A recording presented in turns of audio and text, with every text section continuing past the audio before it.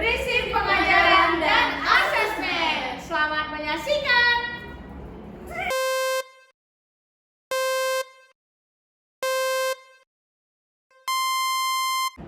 Selamat pagi sahabat podcast semua. Jumpa lagi di podcast Akademi bersama saya Dwi Gita Purina Nuraya sebagai pembawa acara podcast hari ini.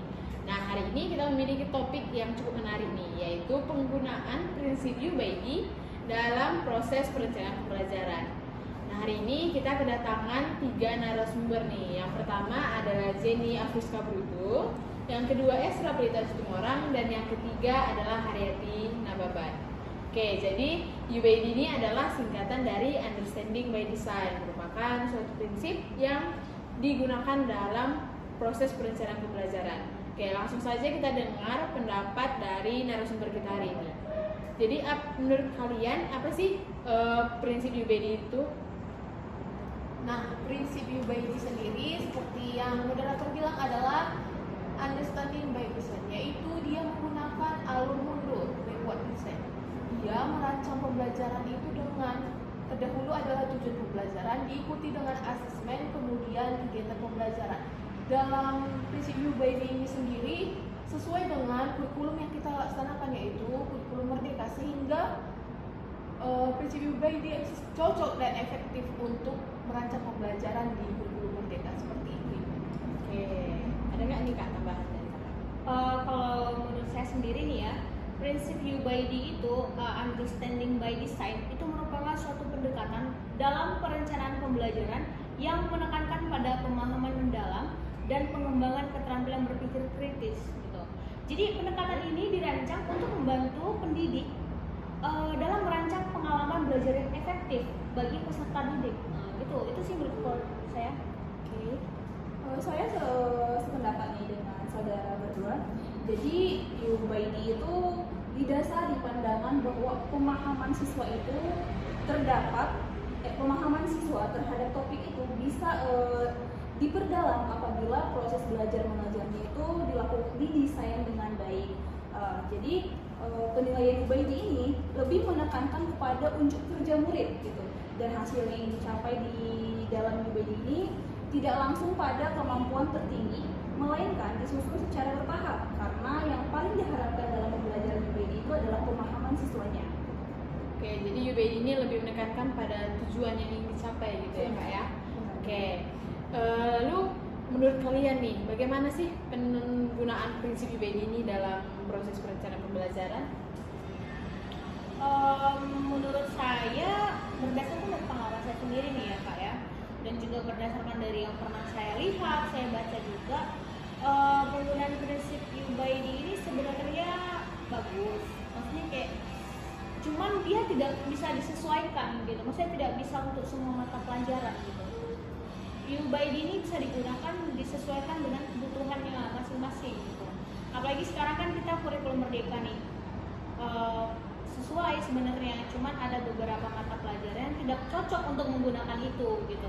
Jadi menurut saya ya sebenarnya bagus aja, tapi alangkah lebih baiknya itu menggunakan prinsip-prinsipnya seperti biasanya aja gitu yang kita lakukan. Itu sih menurut saya.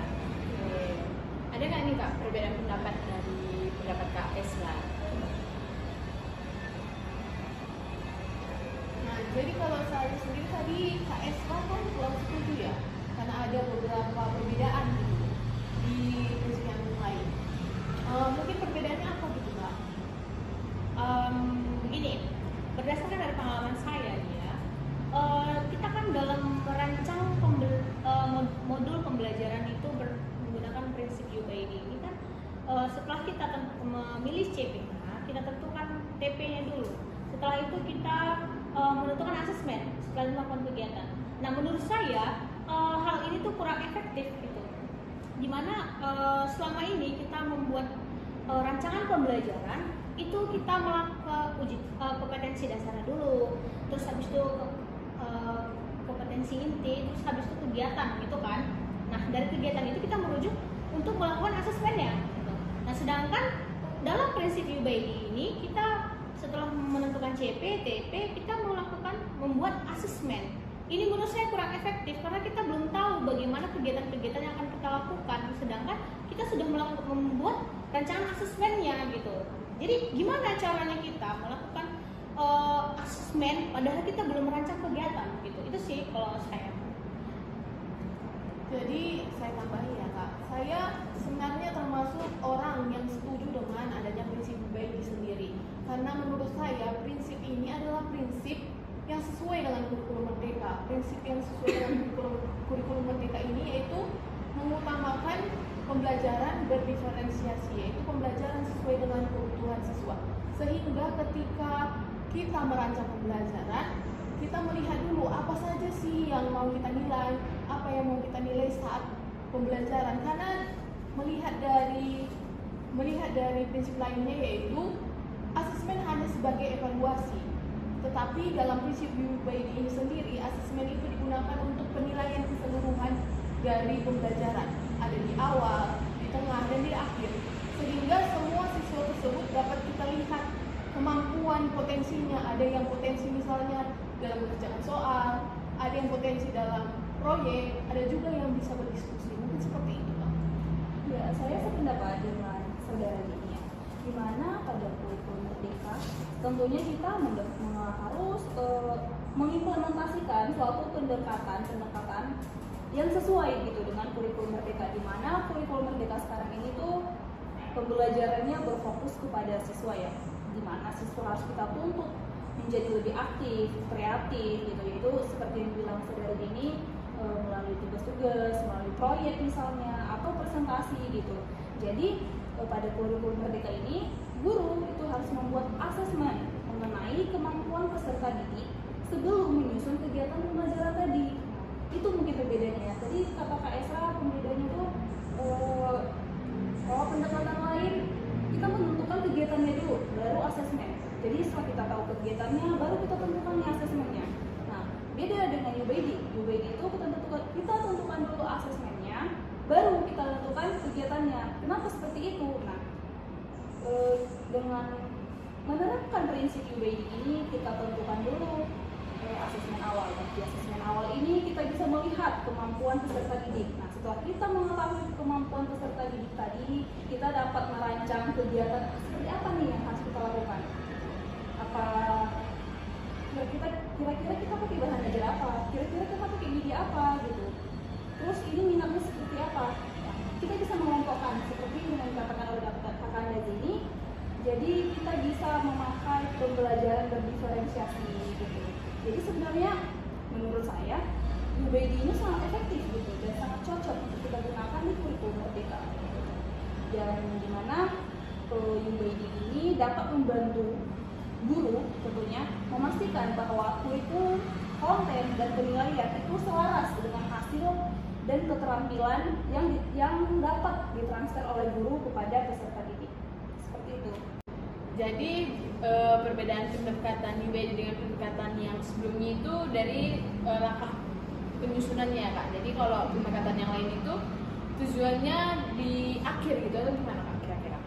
Bukan di akhir ya. Jadi tetap tujuan itu adalah hal yang utama. Yang pertama tujuan dilanjutkan oleh asesmen, baru kegiatan pembelajaran.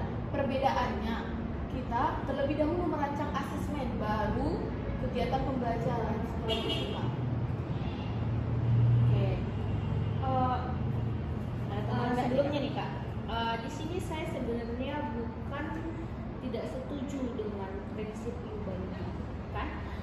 Saya di sini hanya merasa prinsip UBID ini tuh tidak bisa diterapkan di beberapa mata pelajaran ataupun di sekolah gitu. Karena menurut saya masih banyak kok kekurangan prinsip UBID ini. Dimana kan seperti kita ketahui, dalam merancang pembelajaran menggunakan prinsip UBID, kita itu membutuhkan waktu dan sumber daya gitu. Nah, merancang pembelajaran dengan pendekatan UBID biasanya memerlukan waktu dan sumber daya yang signifikan. Nah, sedangkan kita ketahui guru kita ini tuh banyak yang masih kurang gitu dalam pelatihan, dalam penyusunan perangkat pembelajaran gitu. Terus juga kompleksitasnya juga kurang. Terus penilaian yang subjektif gitu. Menurut saya kekurangan-kekurangan tadi yang membuat dia tidak efektif gitu dalam penerapannya di di beberapa tempat ataupun beberapa mata pelajaran gitu. Kalau soal saya setuju atau tidaknya, saya setuju dengan prinsip UBID, cuman untuk beberapa ini dia kurang efektif gitu. Terus ya. Begini ya, jadi betul. Mungkin sekarang tantangan dalam penerapan prinsip UBID ini itu ada pada guru, di mana guru yang belum terampil, belum punya potensi ataupun belum, apalagi dengan perubahan-perubahan kurikulum ini, banyak yang sebelumnya udah merancang pembelajaran dengan kurikulum ini, kemudian diganti lagi, belajar lagi. Nah, tapi memang sudah seharusnya sudah menjadi tuntutan, kewajiban kepada seorang guru untuk terus belajar gitu. Jadi seorang guru itu juga harus mampu beradaptasi dengan segala perubahan. Apalagi kurikulum yang selalu berubah-ubah. Ini kita nggak tahu nih ya kan, ke depan entah kurikulumnya akan diubah lagi, di kurikulum Merdeka belum selesai, belum tuntas, udah diganti lagi. Kita nggak tahu kebijakan pemerintah. Jadi memang sudah menjadi tantangan seorang guru dan kewajiban dia untuk selalu terus belajar gitu. Banyak sekarang gitu yang bisa dilakukan, bisa ikut workshop, pelatihan-pelatihan seperti itu. Mungkin sekarang juga udah banyak channel-channel YouTube gitu, webinar seperti itu. Itu dari saya. Setuju sih saya Kak, cuman ya untuk yang terlebih di daerah nih ya, apalagi yang guru-guru tua yang mau pensiun itu sangat mempengaruhi. Jadi menurut saya sebenarnya selain dari gurunya ya dari pemerintah sekitar gitu untuk memperhatikan, karena nggak semua guru kan mampu menguasai teknologi. Ya nggak usah muluk-muluk deh, kayak ibaratnya kita yang di kampung itu kan kurang kan ya. Itu sih dari saya. Ya, tapi sebenarnya ya karena ini adalah prinsip yang baru ya, prinsip baru yang kita kenal. Jadi memang sebagai guru memang harus belajar biar lebih. Tapi membutuhkan proses, fasilitas, perlu difasilitasi aja. Iya sih, itu aja sih kurangnya. Karena prinsip UBID ini adalah prinsip yang bagus. Iya. Cocok untuk menilai siswa. Ya, saya juga sependapat. Jadi kurikulum Merdeka ini pendekatan-pendekatan yang sekarang dianjurkan untuk diterapkan oleh guru itu semua bisa terlaksana itu jika terfasilitasi gitu. Maka di sini memang kita sangat perlu perhatian dari pemerintah gitu, terutama di pelosok-pelosok ya, pelosok daerah gitu. Oke, saya juga ingin nanya nih Kak, sebagai orang awam yang asing dalam hal ini, gimana sih proses perancangan asesmen, proses perancangan pembelajaran yang menggunakan prinsip UBID ini Kak? Bisa diterangkan nggak langkah-langkahnya? Nah, jadi untuk merancang pembelajaran sendiri dengan prinsip UBID ini, kita mulai yang pertama adalah dengan tujuan pembelajaran. Nah, tujuan pembelajaran itu diambil dari capaian pembelajaran. Capaian pembelajaran merupakan deskripsi umum tentang kemampuan, pengetahuan, keterampilan, dan sikap yang harus dikuasai siswa pada akhir satu fase atau tingkat pendidikan tertentu. Oke, lalu capaian pembelajaran itu apakah guru yang membuat atau sudah ada gitu Kak? Jadi capaian pembelajaran ini adalah sudah ada ketentuannya dari Permendikbud. Seperti itu Kak. Oke, jadi guru tinggal mengambil dari Permendikbud yang sudah dibuat gitu. Jadi ya, dia Kak? mengambil sesuai materi, kelas berapa, fase berapa. Kalau kita sesuaikan saja gitu. Oke. Terus Kak, langkah selanjutnya itu? Nah, kemudian diambillah, dapatlah satu tujuan pembelajaran yang dirancang oleh guru. Bisa itu lebih dari satu, itu sesuai materi yang diajarkan atau yang akan dirancang. Kemudian ada dari tujuan pembelajaran diturunkan menjadi ATP atau yang kita sebut dengan alur tujuan pembelajaran, untuk melihat bagaimana sih ketercapaian dari tujuan ini, apa saja kegiatan-kegiatan yang dapat dilakukan. Seperti itu Pak.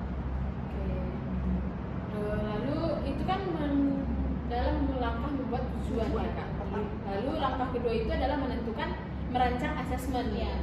Dalam perancangan asesmen itu sendiri seperti apa langkah-langkahnya? Kalau langkahnya untuk merancangkan asesmen tadi kan sebelum melakukan ini ya terlebih dahulu seperti yang disampaikan oleh Kak Zeni, kita tuh harus mengetahui CP-nya dulu, kita turunkan menjadi TP, habis itu ATP. Setelah itu kita menentukan asesmennya gitu. Nah, asesmen dalam prinsip UBID ini tuh memiliki 3 jenis asesmen. Yang pertama itu asesmen for learning, assessment as learning sama assessment of learning gitu.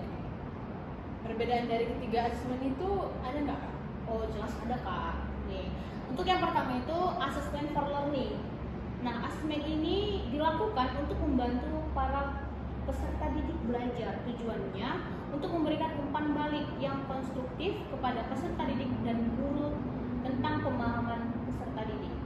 Contohnya itu bisa dilakukan dengan kuis formatif ataupun diskusi kelas ataupun observasi. Observasi itu guru yang melakukannya gitu.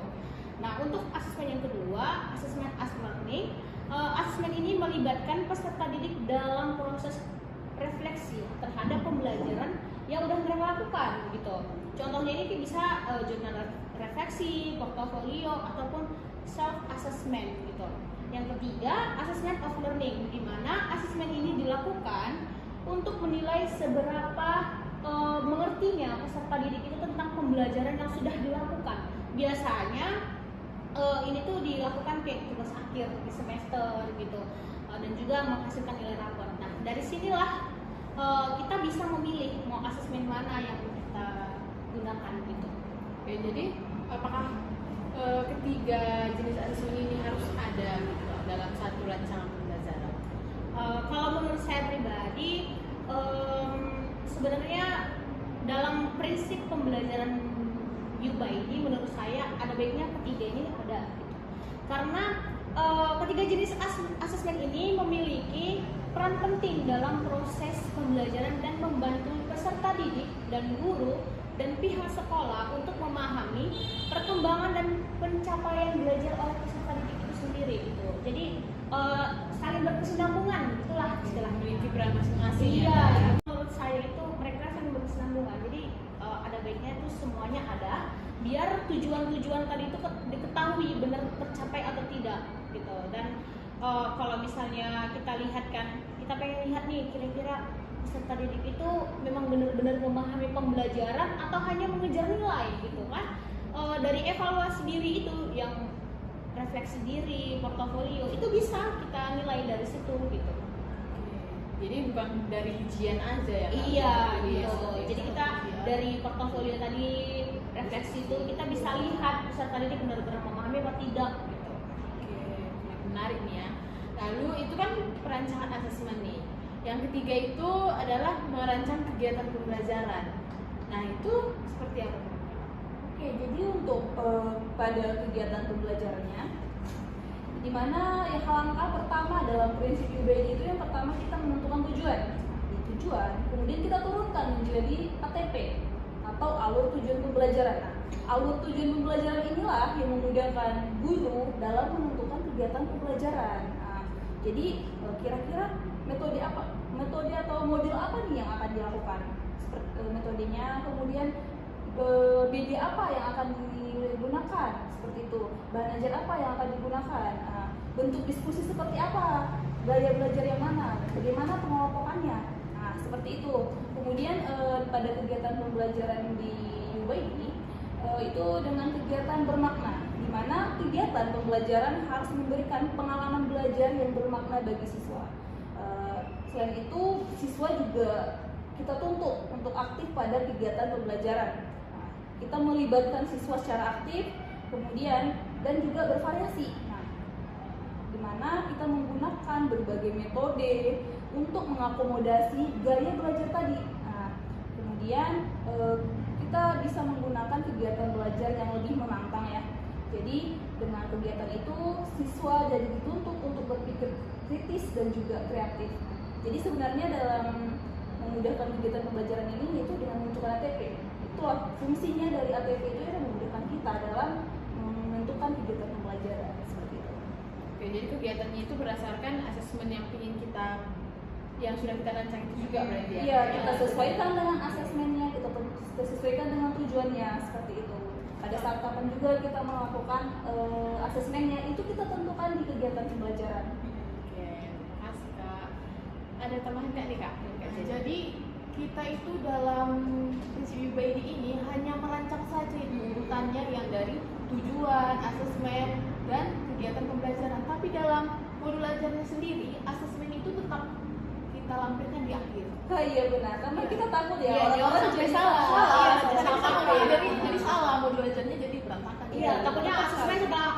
gitu ya, kegiatannya di bawah gitu, jangan itu. Berarti dalam prinsip UBI ini hanya rancangan Iya, hanya aja, soal pembuatan. proses Proses perencanaan. Berarti di susunan tetap ya paling format terakhir. susunan iya, tetap benar. seperti Nanti sebelumnya. nanti Kak Dwi jangan asesmen dulu Iya. sebelum kegiatan ditaruh di ininya gitu. Oke, makin ngerti lah ya setelah penjelasan dari tiga narasumber kita ini. Oke, jadi bisa kita simpulkan bahwa UBD itu ada pendekatan yang mengutamakan kepada pencapaian tujuan pembelajaran yang ingin dicapai, serta memudahkan guru dalam menilai kemampuan dan kebutuhan belajar siswa. Oke, topik hari ini cukup menarik ya Kak ya. Terima kasih atas waktu dan kesempatannya. Terima kasih atas kehadiran ketiga narasumber